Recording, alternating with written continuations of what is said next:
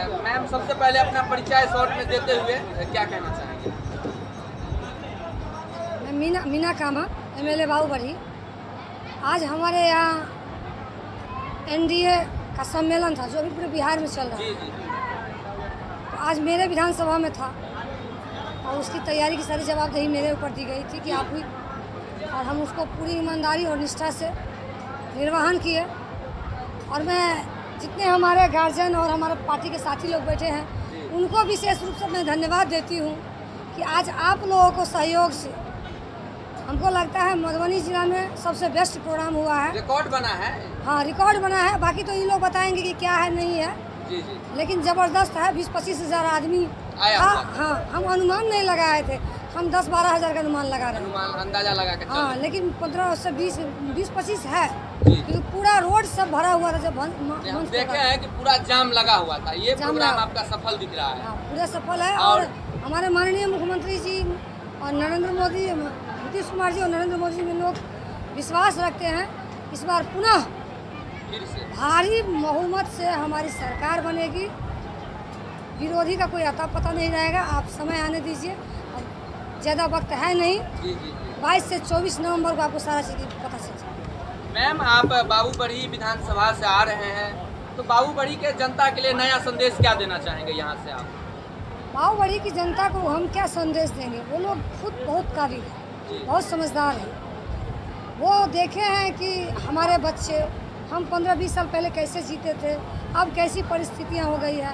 और आने वाले समय में अपने बच्चे को, भविष्य को देखते हुए जो माननीय मुख्यमंत्री जी ने 20 सालों में जो किया, अब बारी है उद्योग धंधा लगाने की। उस तरह से सब हम उनको यही आग्रह करेंगे कि माननीय मुख्यमंत्री जी को पुनः 2025 में वोट देकर मुख्यमंत्री बनाएं और आगे उद्योग धंधा पर हम लोग जोर दें। विपक्षी कह रहे हैं कि मुख्यमंत्री नीतीश कुमार जी को इस बार चेहरा नहीं माना जाएगा मुख्यमंत्री पद से, क्या कहना चाहेंगे इसको लेकर आप? माना जाए तो अभी तो हर जगह देख रहे हैं मुख्यमंत्री जी का नाम ले रहा है। अब विरोधी क्या कर रहा है उसके बातों को हम थोड़े ध्यान देते हैं, उतना फुर्सत मेरे पास नहीं है, हम उनकी बातों को नहीं आप काम से जवाब देंगे? हाँ, हम काम से ही जवाब देते हैं।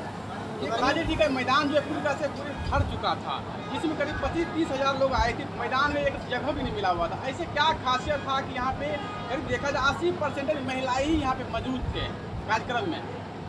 देखिए, माननीय मुख्यमंत्री जी महिला सशक्तिकरण पर जो काम किया है, हम आपको पता होगा, हम हाउस में भी ये बात महिला दिवस दिन बोले थे कि यदि महिला का कोई गॉड फादर है तो वो नीतीश कुमार है। और इस देखा देखी पूरे राज्य के मुख्यमंत्री से लेके हमारे देश के प्रधानमंत्री जी भी जब जीविका का आह्वान किया माननीय मुख्यमंत्री जी, तब देश में नरेंद्र मोदी जी आजीविका का निर्वहन किया।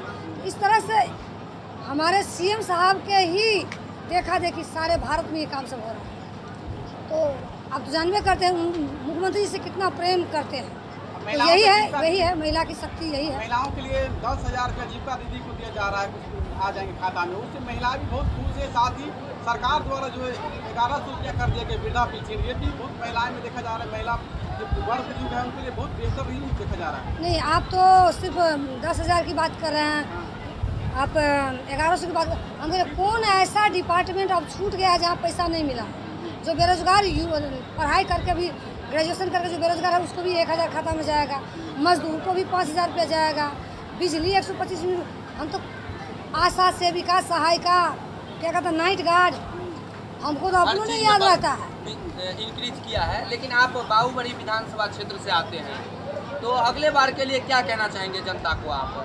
जो मिशन होगा अगले बार के लिए, रोड पुल पुलिया इस सब पर तो काम हो ही रही है। अगला मिशन होगा उद्योग धंधा, उस पर हम लोग सरकार से बात रखेंगे। हमारी सरकार पूर्ण बहुमत में आ रही है। क्षेत्र में ही राजा बलीगढ़ है, उनके लिए क्या संदेश देना चाहेंगे, क्या कहना चाहेंगे? तो हम राजा बलीगढ़ के बारे में तो अभी बताए ही हैं मन से जी कि वो 13 पर्यटन स्थल में मेरा बाबूबढ़ी का राजा बलीगढ़ जी जी पहला स्थान पे आया है।